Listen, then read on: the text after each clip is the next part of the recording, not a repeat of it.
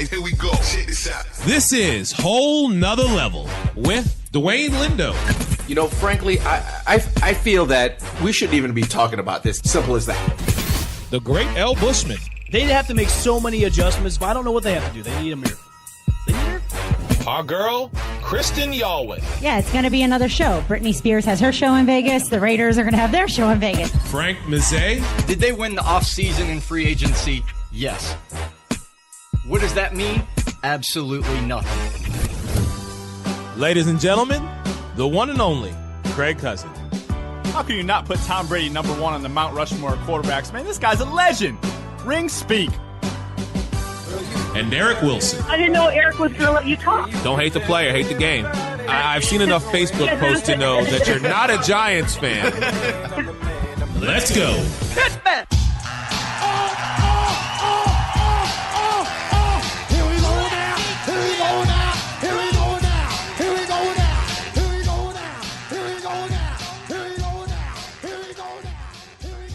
I got everybody in the building with me, starting with the main man, Mr. Dwayne Lindo. Yo. Also goes by so many other names, but we'll just call him Dwayne today, unless he's Frank. Look at his laptop real quick. What's he got on there? Hopefully it's NCAA stuff. Actually, it is. He's got brackets up. All right, just checking to make sure. Would there be anything else? Yes, there would be. Yes, there would be. There would. Sitting right next to him is the factual Frank Mazzei. Frank looking dapper today. What's going on, man? Not much. How you doing? We'll get to that later, I'm sure. Okay. And as always, the great Al Bushman in the building. I know I was supposed to be away this weekend, give you guys a little bit of a reprieve. However, I couldn't stay away. So I'm actually glad you didn't go because the night I had last night, I'm glad you're here. Attaboy. Attaboy. Happy post-St. Patty's Day to all our listeners and followers. We want to hear from y'all. 813-699-5353. Gentlemen, how your brackets looking, Dwayne? Look, you know, that good, huh? No, well, I tell you what, this is a tournament where we haven't seen any major upsets thus far. A couple upsets. I mean, seed wise, obviously, but right. Again, if you look at the kind of the money line on some of the games that were minor upsets, it wasn't that huge of an upset. Middle Tennessee State was actually favored to beat Minnesota, even though it was a 12-5. So a lot of people basically saw that coming. Exactly. And, you know, unfortunately, I didn't pick that. I thought that Minnesota would have Minnesota has been here before. So has Middle Tennessee State. But I thought Minnesota would be the better of the two. Obviously, that did not happen. The SMU-USC game. That was a good game yesterday. Yeah, that was the a really 6-11, good game. 6-11 matchup. Obviously, every year we see an 11 seed beat a 6 seed. 1-point game. So, again, as L. Bushman just posted, great game. I picked SMU. Unfortunately, USC took that one. I picked SMU too. Yeah. SMU was a lot of team sleepers. It was. To make a run in that. I mean, they had a good team. I was happy for USC because of their Andy Enfield. I mean, he was the Florida Gulf Coast coach a few years ago when Dunk City was happening and they upset Georgetown and he had all that hype. He got the USC job and he's only been there a couple years and he's gotten them basically. He's been making the tournament. So I think his first year he didn't, and his last two he has. So it's just nice to see. It's like, okay, the guy can coach. It wasn't just he wasn't a one-hit wonder. And even worse, I had SMU beating Baylor in the next round. I didn't even have Baylor coming out of the first round. Really? I did not. Wow. Really? I didn't. You had New Mexico State beating Baylor? You know what? I am just not That was a stretch. Listen to me. I am not a fan of Baylor in any way, shape, form, or You fashion. ain't got to be a fan to pick them to win. Listen, this is true. Wait, this is true. You didn't pick them is because of the whole sex scandal. Oh, yeah. That's the reason That's why. the reason why. That's football. I know it is. It's not basketball. I understand that, but it's the university as a whole. So I said, you know what? Screw Baylor. You're out in the first round. No, I was screw Eric. Well, yeah. you didn't screw Baylor. You screwed Eric's bracket. Well, for that one particular one, I did. You're right. But listen, we got to show a lot of love to these Florida schools, man. I did not expect to see both Florida and Florida State pushing into this tournament. So, I mean, I got to give credit to them. Listen. I will not ever give credit to Florida. Okay, and fine. like you, I went on emotions, and I did not pick Florida to win. Florida balled this year. They did. I mean, they had. I mean, look, Billy Donovan's gone, but you know, They're going to be all right. Exactly. Billy. Right. They're going to be all right. And speaking of Florida schools, I'm going to tell you right now the best game of the tournament thus far, other than the SMU USC game. That was a great game. But I'm going to tell you right now, one game edged all these games, all 32 games thus far. And that was speaking of Florida schools, the Florida State, Florida Gulf Coast University. Yeah, it Talk was. about will the real Dunk City please stand up? You're right. I mean, obviously, Florida Gulf Coast been known as Dunk City, beating Georgetown in the first round back in 2012. Now, fast forward 4 or 5 years, they play Florida State. They're back in the tournament. You know, the Dunk City hype, you hear that. Hashtag Dunk City was all over Twitter. But Florida State responded. Florida State, great team with Leonard Hamilton, coach. Been coaching there for quite a while. Florida State just killed it. I mean, they have a guy on the team that's 7'4", I believe, the tallest athlete in Florida State University history. And his name slips me by the moment, but I mean, these guys were just balling. Florida State was one of the schools that people were saying was basically going to get exposed, that they overhyped, overseeded too high, record doesn't really show how good they really are, and that they were the ones most likely to get it. There was people picking Florida Gulf Coast to upset them in that first round. Well, Ian, listen, we've seen it. We've seen them do it in the past. So you kind of want to maybe roll with the trend because you know what Florida Gulf Coast can do. But like you said earlier, Frank, the fact that the coach left, Florida Gulf Coast is going to be okay. Different players, new I mean, exactly. Yeah. I mean, I know they still got. I mean, they're going to hold on to that Dunk City thing because it gives them attention because you're Florida Gulf Coast. I mean, you probably there's probably 20 people that go there. I mean, it's a small school basically. I've got Florida State going to the Elite Eight. You do, yeah. And that's being unbiased. That's now. being unbiased. Okay, they've got a pretty easy stretch. I mean, Xavier might give them a little trouble. And you're talking about the second tallest team in NCAA right now. No, Florida State. Florida State. Yeah.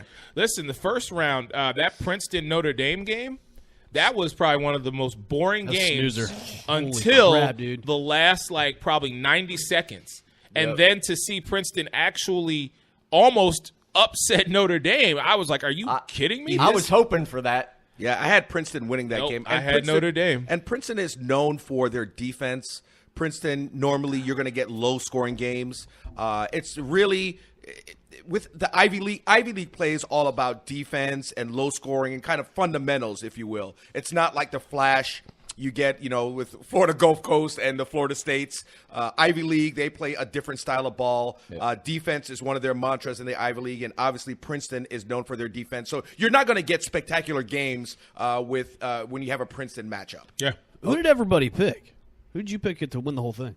I picked North Carolina. North Carolina? I didn't fill out a bracket. What? This is the first time. And wow. I can't even remember the last time I did not fill out a bracket. There's still a chance you can go on ESPN and do the Sweet 16 one. And now the question is why? I don't get it. Huh? I don't get it. The yeah, question is why? I don't understand.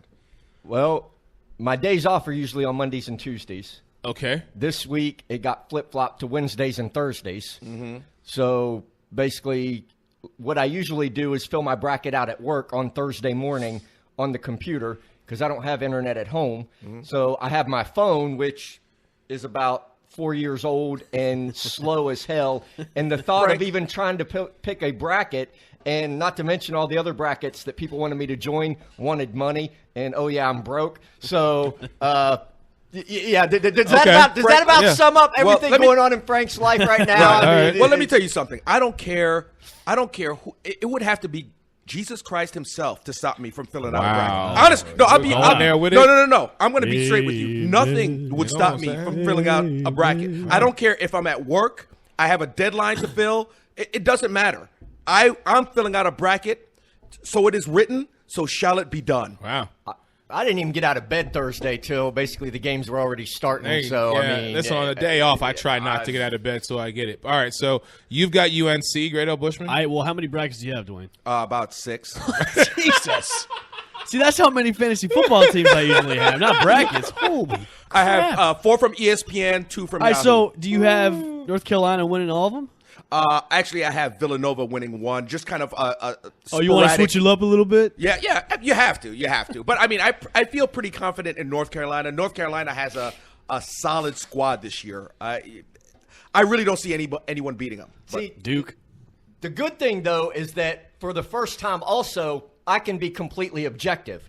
Because I don't have, you know, like you don't have a horse in the race. Exactly. I'd wake up every morning and look to see and be like, all right, where am I at? Where am I at? Oh, okay. And just like obsess over it. So now I can actually be like, okay, look at the whole field and look at everything. Now, granted, I probably would have rather had a bracket and been like that, but there's a handful of teams basically that can win this, and then everybody else is just they're happy to be there. Right. I mean, you know, let's be honest.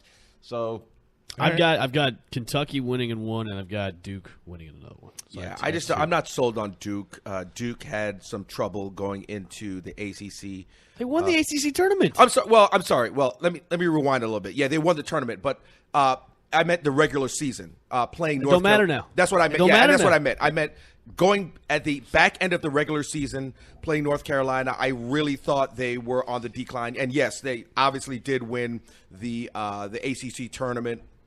But I don't know. I just wasn't sold on them when at the back end of the regular season. We talked about this on Tuesday a little bit. Yeah, we did. And I said Duke kind of turned it up the right part of the season because once they went to the ACC tournament and actually the end of their season 2, they started to roll. They got guys back from injury. Yep. Coach K was back from his back surgery, so they're starting to catch that fire. So I'm thinking they might win it all too. They got hot at the right time. They got hot at the right and moment. you know, momentum. And Frank, as you will always say during this time of year, you only got to be good for 6 games. that's it. That's it. Yeah. 6 games. And I gotta say too, even if we saw a Duke North Carolina matchup, Not going to happen. It could happen. It It might might not. happen. Not gonna I happen. see obviously I see a Villanova North Carolina matchup. Yes. We'll just say Woo, what's up, Dwayne? We yeah. actually agree on something Well, during that's- March Madness that's when few- it comes to college. few and far between. Ladies and gentlemen, write it down. March 18th, 2017, Dwayne Lindo and your man Eric Wilson actually agree on something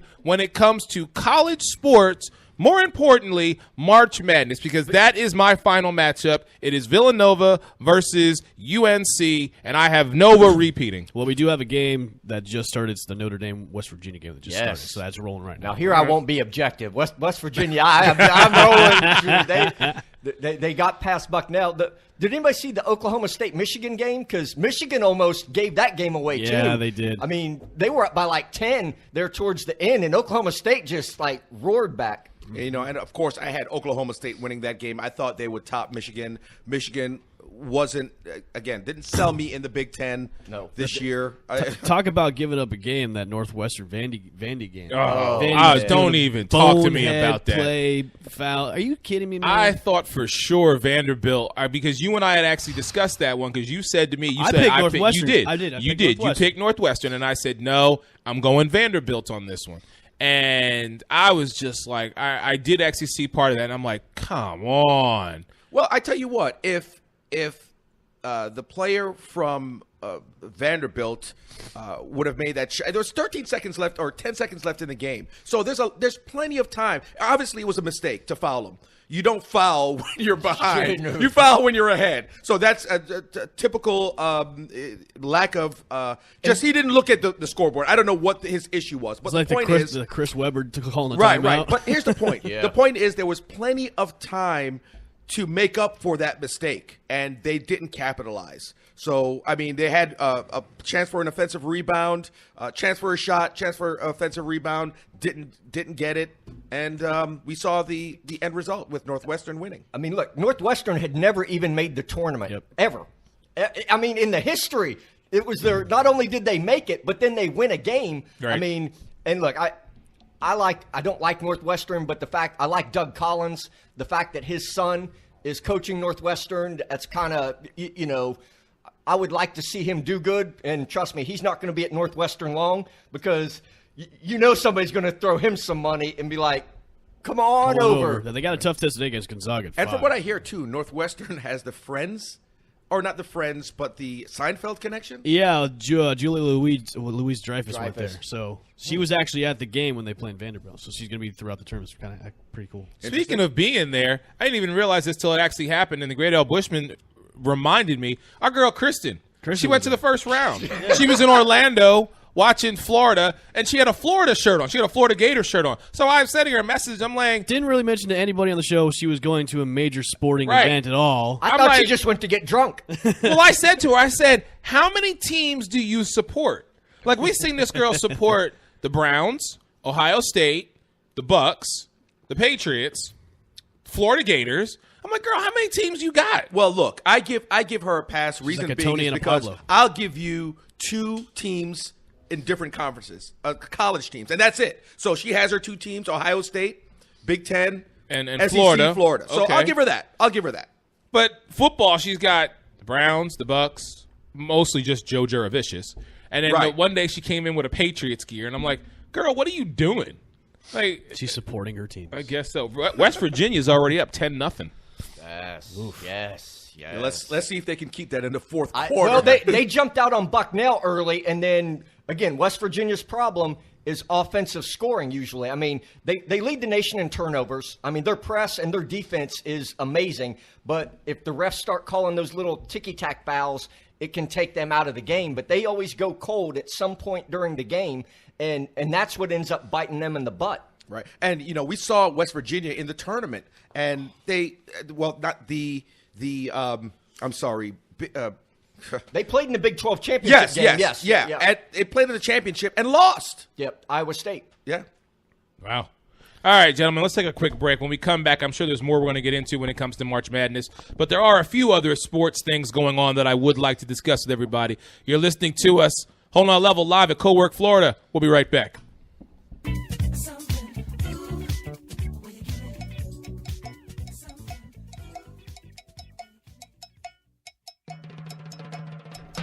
And welcome back to Whole Nother Level right here at Cowork, Florida. Dwayne Lindo, Frank Mazzei, the great Al Bushman, your man Eric Wilson in the building. And so far, we got West Virginia over top Notre Dame, 10-2. March Madness going on right now as we speak. But let's talk about a couple other things going on in the world of sports, shall we? So as we know, one Mr. Latavius Murray is no longer an Oakland Raider. He actually has decided to go to Minnesota and take his talents to play alongside Stephon Diggs, Sam Bradford, and the rest of the Minnesota team. So, gentlemen, I want to hear from you. Sparkling waters of Lake Minnetonka. How do we feel about the Vikings now having Latavius Murray as their running back? I mean, is this going to be like a 1-2 punch because isn't AP staying with the Vikings? No. Oh, he's No. not. He's No, not. he's, No. Okay. he's All free right. agent city right now. The Raiders just picked up Jared Cook yesterday. They signed him too. Which is a great addition to them Great for the addition, tight end yeah. position. Yes. Yep. But now they're without a running back. And I hear that Oakland is looking to acquire the services of Beast Mode, Mr. Marshawn Lynch. That would be, I mean, look, he grew up, basically, they said, right across the street from that stadium in that area. So, I mean, if you can appeal to the hometown, might lure him out, to be able to play for his hometown team. Yeah, but what kind of Marshawn are you getting, though? Has he been training all this time? That's the That's the question. question. And That's- he's been out of football for almost 2 years. Yeah. So I don't know. It's just, but looking, I think even not playing the game on pure talent alone, I think he would be a great asset to the Raiders. Listen, I'm upset because that young nucleus that I spoke about so much when it came to Carr, Murray, Crabtree, and Cooper, now you've broken the band up, so to speak. So I really wish for Latavius Murray, I hope he has success, but you realize this dude's going to be handling the rock a lot in Minnesota.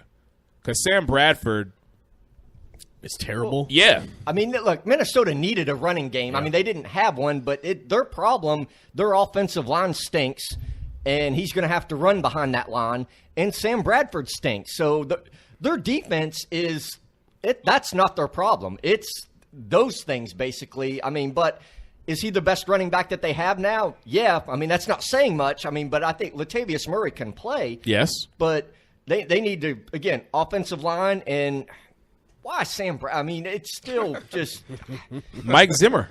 That is my answer to the why Sam Bradford question.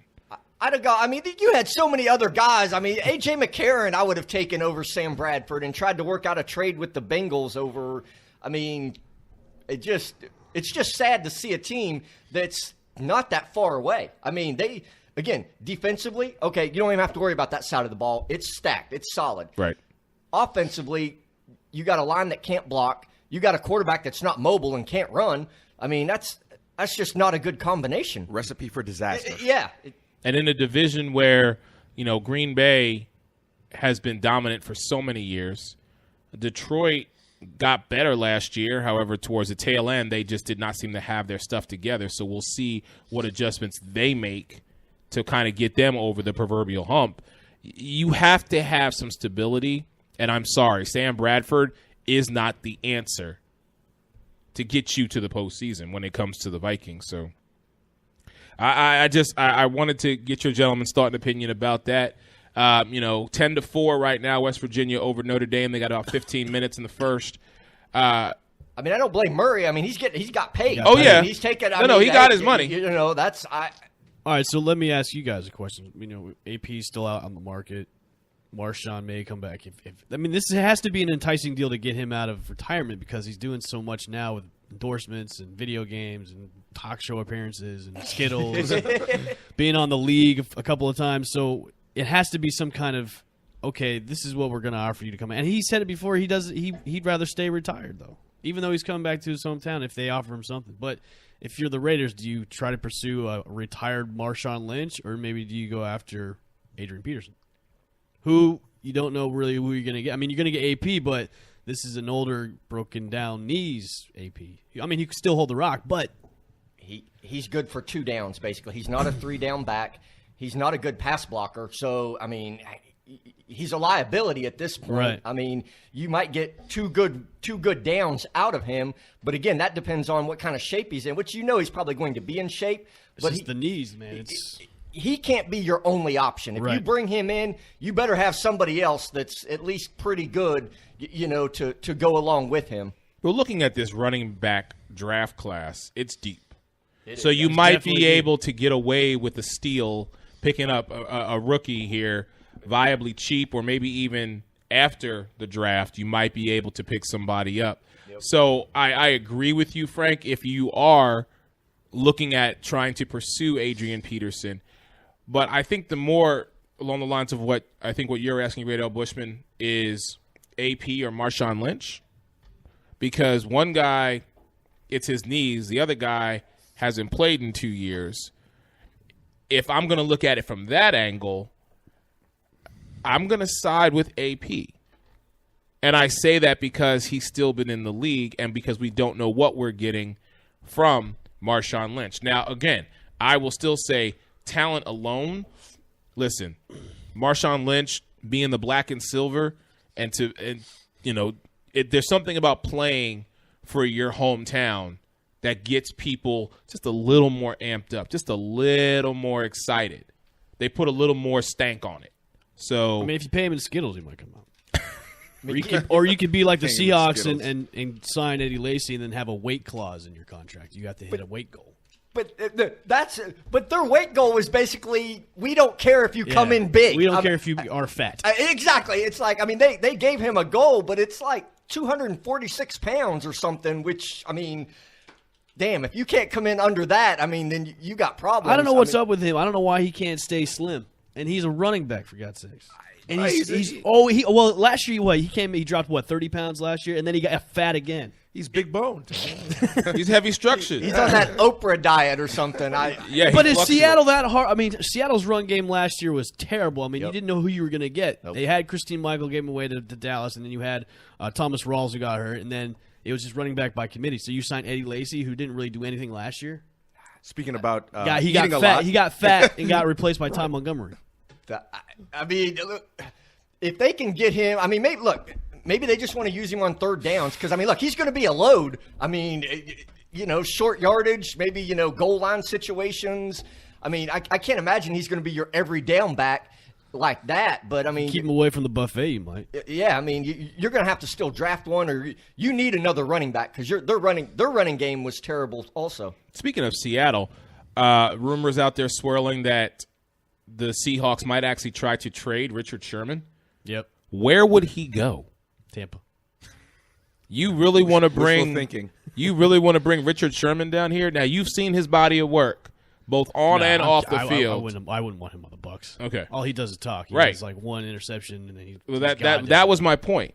So if the He Seahawks go to the Jets, replace Revis. if the Seahawks decide to get rid of him, where do you think he'd be a good fit? Honestly, He'd have to play. Look, he could play in Atlanta because of Dan Quinn. Quinn, yeah. Okay. Because Richard Sherman doesn't move. He only plays one side of the field as a corner. He doesn't go to the other side. If they move their best wide receiver to the other side of the field, guess what? Richard Sherman doesn't cover him because that's the system Seattle runs, and that's what he's used to doing. So if you brought him in and made him do that, you're taking away what he actually does. He covers one side of the field, so coaches are going to have to know that, but there's not that many coaches that run that kind of a system where they don't move their corner. I mean, because if you're a good corner and you're the number one, you follow. If Julio Jones moves to the other side, guess where you're going? The other The other side. Yeah. So it would have to be a special situation, but I could see Atlanta because Dan Quinn at least knows him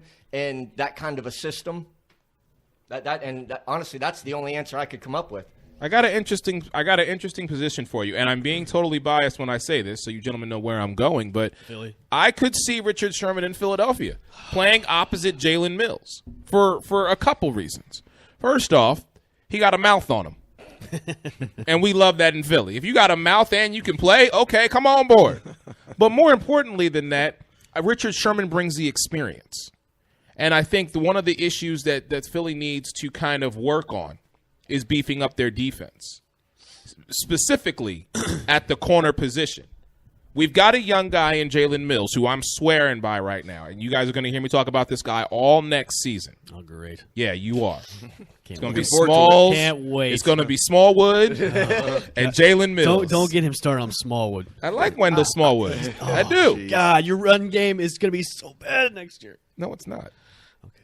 But I like the fact that if we were to pair Jalen Mills with Richard Sherman, I think we would be a lot better than just okay, because I think what Jim Schwartz brings to our defense, I think he, in being Richard Sherman, would enhance that. So that is a place that I could see. I'd like to see that happen only because I'd like to see him get burned by either Brandon Marshall or OBJ. Ain't gonna happen. And then they go. Okay, so Dwayne, I'm glad you're here. And then him getting beaten by Des Bryant. But see, Yeah, I think I want that. I think I want that. Go your ahead. defense was pretty good last year. That It was. wasn't your problem. It was. I mean, Yeah, we had no offensive weapons. I get it. You fixed that with Alshon Jeffrey and Torrey Smith, so now you add that. So Yeah, if Smallwood too. You just work on the offensive line a little bit. And our offensive line is fine as long as Lane Johnson. thank you. Lane Johnson and Jason Peters got either side of the cover either side. We're good. So We're good.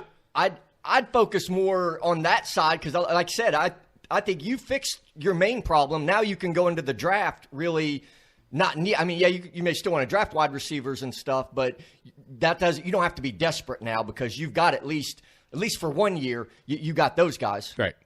Dwayne, I'm glad you're here because we have not had the opportunity to discuss the New York Football Giants. So, as you know, you released salsa dancing man himself, Victor Cruz. Yep, he's been released for a while. So I mean, I'm happy for free agency purposes, but so now you got OBJ and Brandon Marshall and Sterling Shepard. So those were good moves, in my opinion, in getting Brandon Marshall because he wants to be a mentor to OBJ and Sterling Shepard. But, Dwayne, I have to ask you this question. Why on God's green earth did you pick up Geno Smith?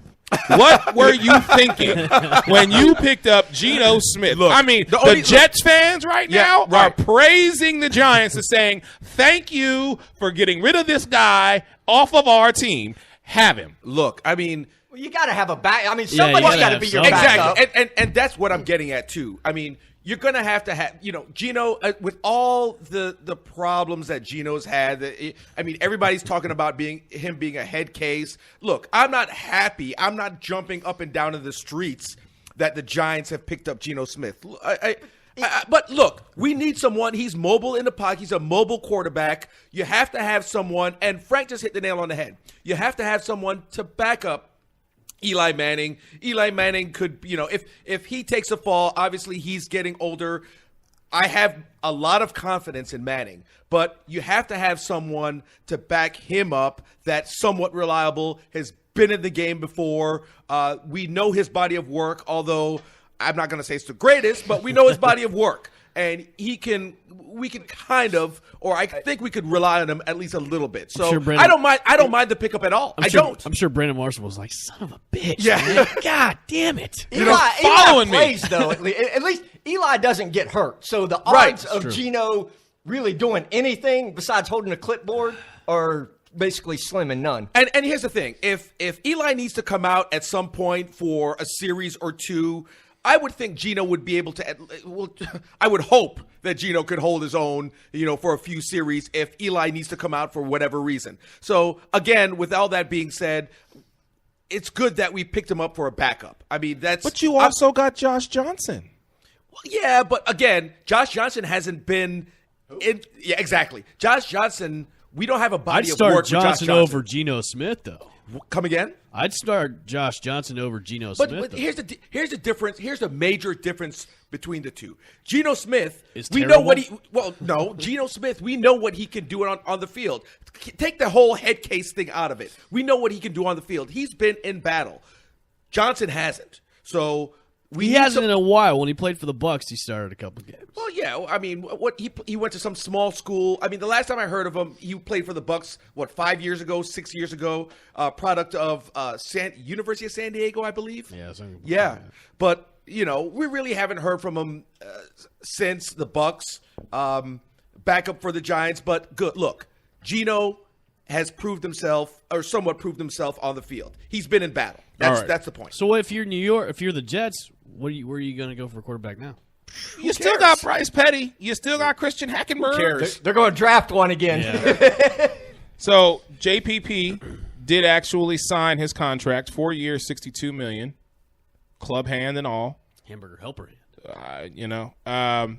Dwayne, I'm going to ask you, how do you feel about the retaining of JPP for another 4 years? I don't see why not. I mean, despite the incident, he's held his own since the incident, and he's It's a produced. great signing. What? It's a great signing. Yeah, I mean, I agree with it. I feel wholeheartedly that the Giants did the right thing. I'm very surprised that Garoppolo is still in New England. More importantly, Romo ain't gone nowhere yet. When are we going to? When is this? When is this Romo stuff supposed to happen? I don't think anything's going to happen probably till the draft. That's what I'm. Yeah. The draft. Okay. All right. Because then you'll have more attention to the draft and what's going on with picks, and if they do something. All right. I still say Romo's going to go to Houston, though. I agree. Yeah. But speaking of guys going places, I guess the Bucks didn't have a lot of faith in Aguayo. Yeah, they Because signed they Nick signed Nick Folk. Folk. Well, Dirk Cutter and Jason Light did say at the end of the season they're going to bring in somebody to have competition with Aguayo. So that way it'll make him a better kicker. I mean, that's good. I mean, Nick Folk's a really good kicker from New York. No, he is. That's why I was kind of very surprised by the fact that they would go out, because you draft this guy second round because of the potential you saw in him, but then He had some issues. he did. Well, look, the first half of the season he stunk, and then he started to turn up the second half. Okay. So, Well, look, I think a lot of it has to. The reason why Cutter made this decision, and correct me if I'm wrong, is the fact that Aguayo a lot of it seems to be mental. I mean, he has the leg to pull it off. I mean, every kick, if it's a 50-yard, 40-yarder, 50-yarder, he has the leg to pull those kicks off to get the kicks great. But I think it's all about the mental status. If he sees someone, or if someone's behind him, breathing down his neck, another kicker, possibly Cutter's thinking, okay, if someone's behind him trying to get his job, maybe he'll do a better job at kicking. So, I mean, shit, they can go out and get his brother. His brother's way better than he is. That's what I heard. So, all right, let's jump back to March Madness and the tournament, but let's take it to, as we say here, the title of our show, a whole nother level. Let's talk about one Mr. Is it LeVar Ball, LeVar Bell. Bar, whatever his name is. This guy is crazy. Yeah. I mean, this man in the past, week and a half, 2 weeks, he's talking about Jordan's kids and Shaq's kids and everybody else's kids and how his son is, they're all, somebody please. I can't even fathom this man. Like when he speaks, I really want to shut my TV off. Well, here's the deal. There's no such thing as bad press. No, there isn't. So, I mean, he's doing his thing by drumming up, press for his family. The $1 billion shoe contract he wants, he's never going to get. Right. I do want to see him go up against Charles Barkley, though. So that's the latest. The latest wanna is see he's that. going up against Charles Barkley. I want to see it happen because Charles, he said, let's go. Charles Barkley. I listen. To see Charles Barkley now play basketball would be like watching a slow motion movie. Yeah. Yeah. I mean, don't get me wrong. I love me some Charles Barkley, but you ain't been athletic in a minute. You got that nice cushy job at that's just terrible. TBS, TNT, wherever you're at, doing, you're an analyst, and now all of a sudden you want to come out of retirement. You are not somebody who I would say come out of retirement.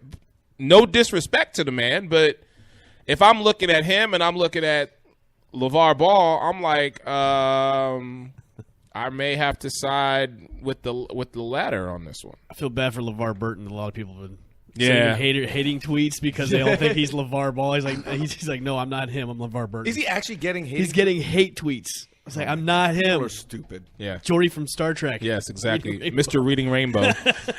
Jeez. That's I mean, terrible. It's not. I can't believe. Not that I agree with him, but if his kids are just hypothetically, and look, his kid at UCLA, he can play. Yeah, he can ball. I mean, He can regardless of what his dad's saying and everything, he's going to get drafted high, and if he can play, he's going to be fine. And his other two boys are supposedly just as good, in high school. And with shoe contracts now, they're getting the bigger stars get $200-300 million, But $1 billion? Well, you got three.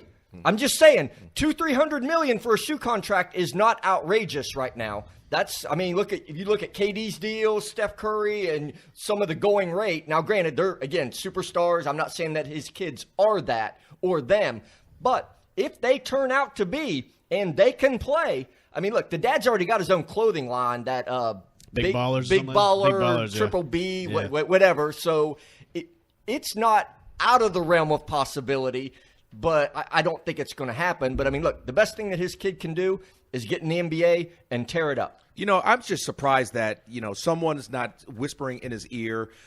Listen, man, you got to be quiet.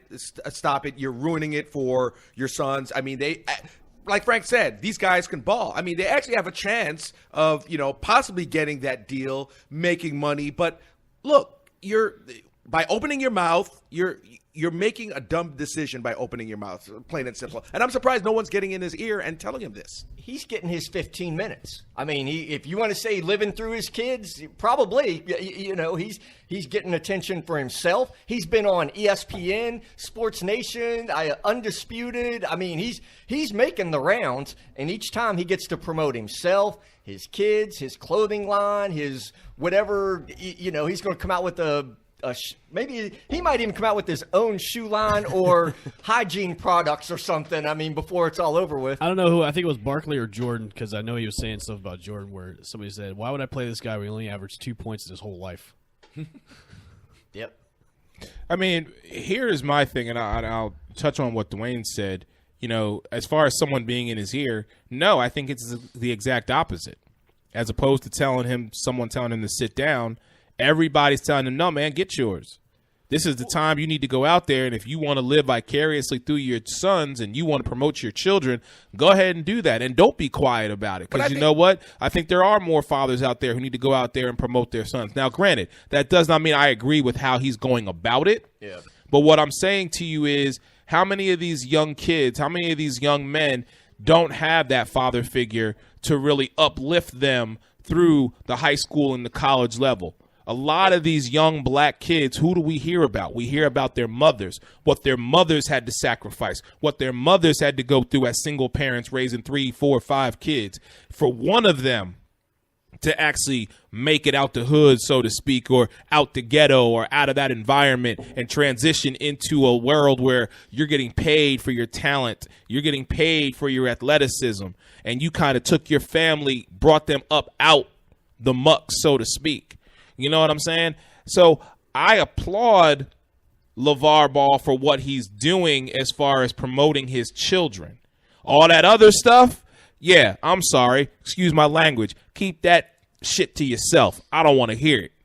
But if you want to promote your son and saying, I feel my son right now is the best on the college level, to call your son the best player in the world, yeah, I don't agree with that.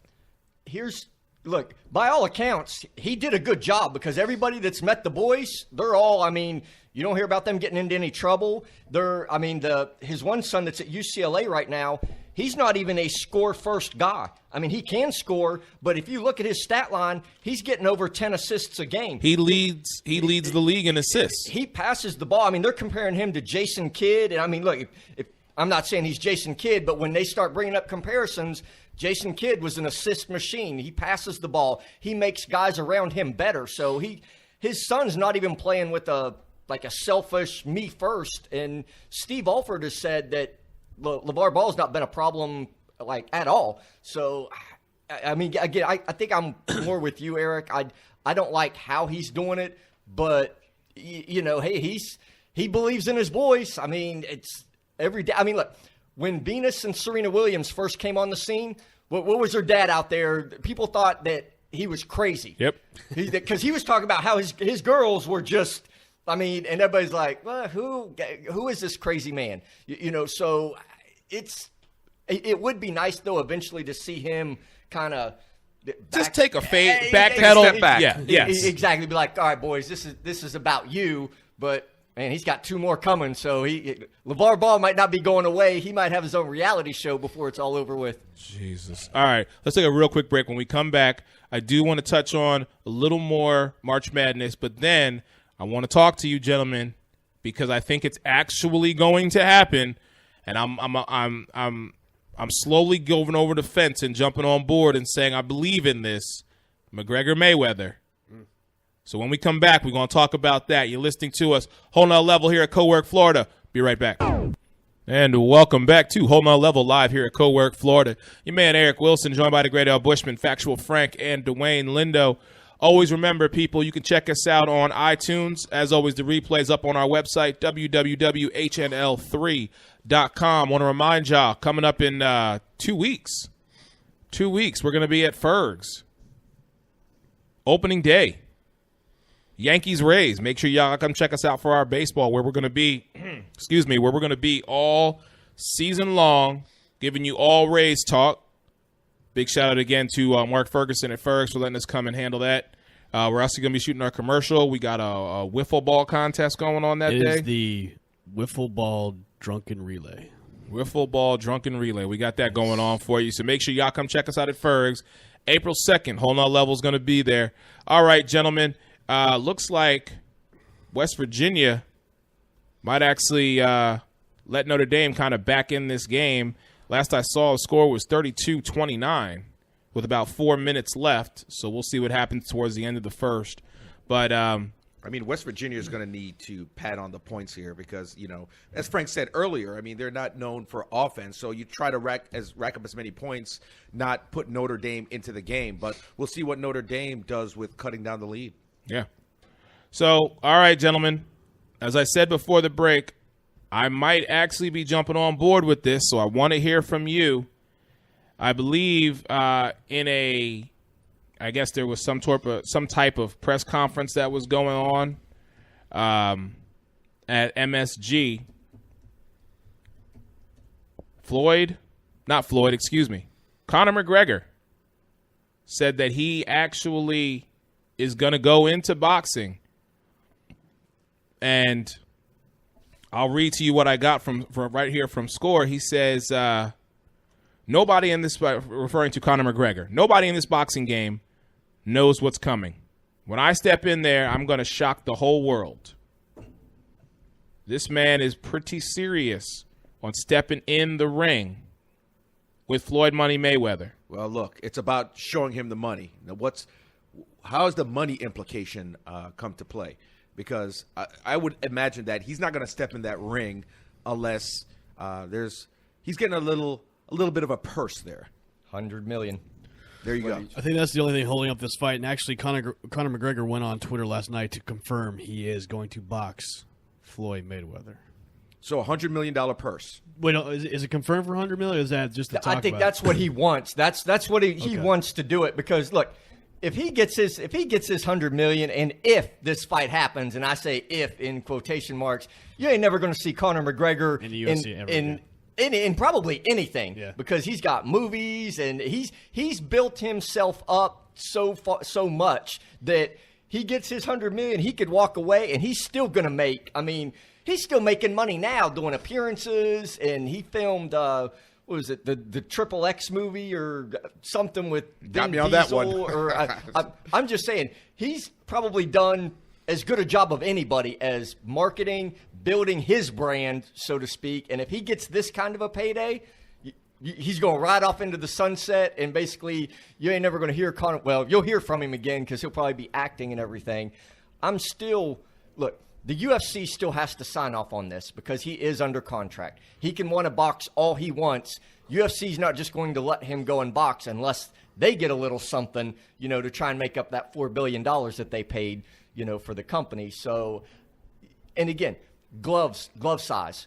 There's not been any, that's going to be, you could say what you want. When it comes down to it, that's when I'll know that this fight is serious. When they start talking about gloves, then I might believe it or I might buy in a little more. But right now, they're still talking about money, what state sanctions, who's going to commission it, weight, and all that stuff, which is all fine. But at the end of the day, you're talking about the difference between big padded 13-ounce gloves compared to bare knuckle, basically. Because MMA gloves are pretty much, you're fighting bare knuckle punches. So, and look, Floyd's used to getting hit with them big fat padded gloves. There's a whole lot of difference between getting hit with, basically a bare fist. So that's when I'll know it'll be serious. I think that's why we haven't really heard a lot of talk in the past couple of weeks until yesterday, because we haven't really heard anything from McGregor in a while until St. Patrick's Day, where he said he's going to be fighting him. Right. I mean, because like Frank said, there's so many details to work out with this fight. Mayweather officially announced he'll put aside his retirement to fight McGregor, and UFC president Dana White recently conceded the bout is likely to take place. But I mean, I'm starting to become a believer in this. Listen, I was skeptical for so long when it came to Mayweather-Pacquiao that when it finally did happen, I was like, all right, whatever, we'll just buy the fight because it's finally happening. Well, looks like they're projecting September, and they might have a place too.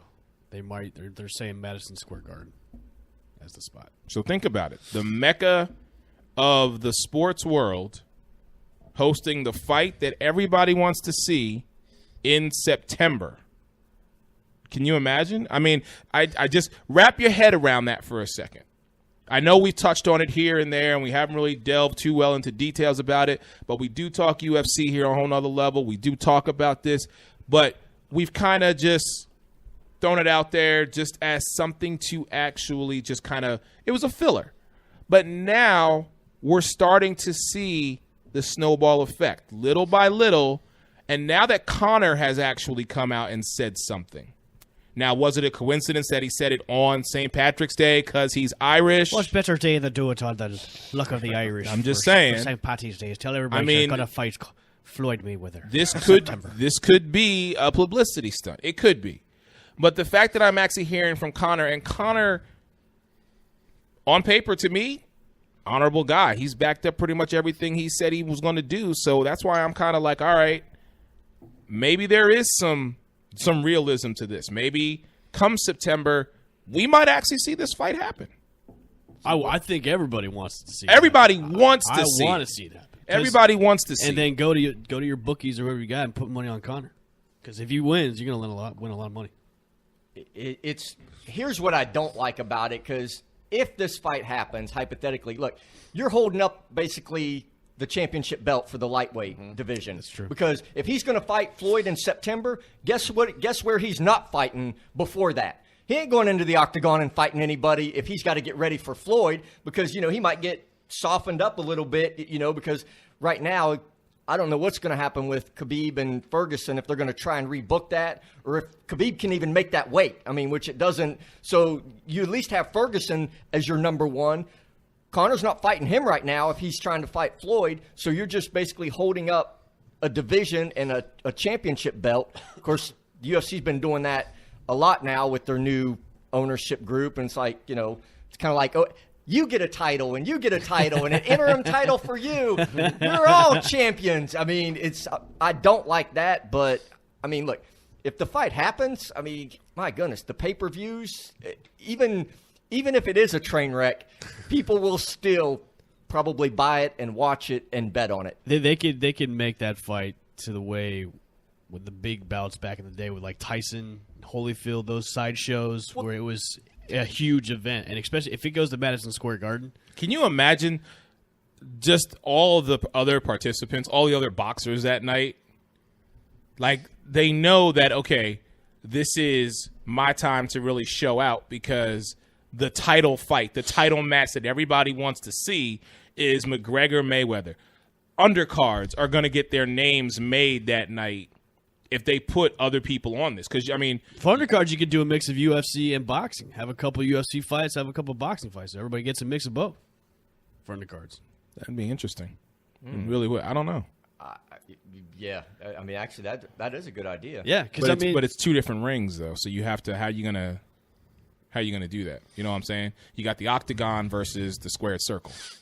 So how do you? Well, you can't just have the one fight. You got to have something. Well, but I was speaking about boxing. I wasn't talking about UFC because if Conor's coming out saying I am boxing, and it's all boxing rules, he's conceded that no, I'm kind of curious if maybe he doesn't try and throw a kick.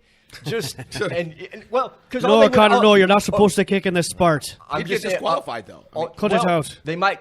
You always usually get a warning, and maybe a point deduction. But when those kicks in the UFC, you could break a leg with one kick. I mean, it's happened before, guys, because they kick hard, and when they smack up against that side of the leg, Floyd's not a big dude.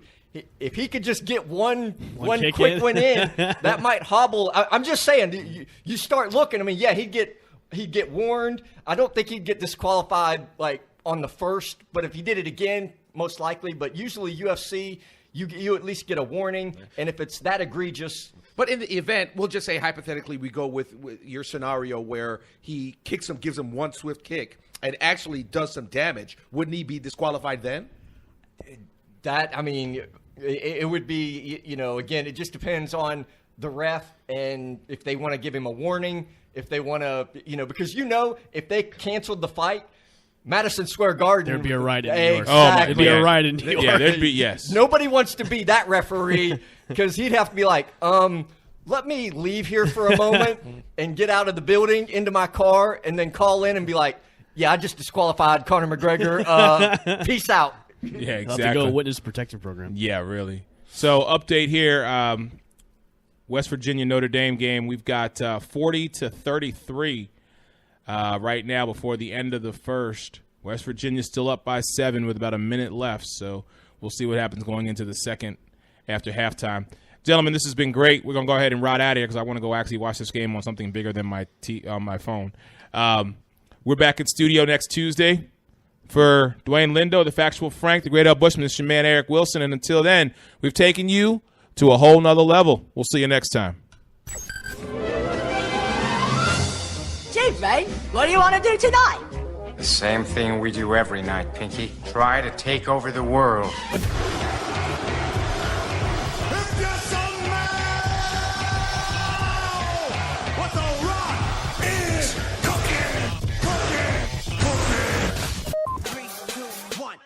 Autobots,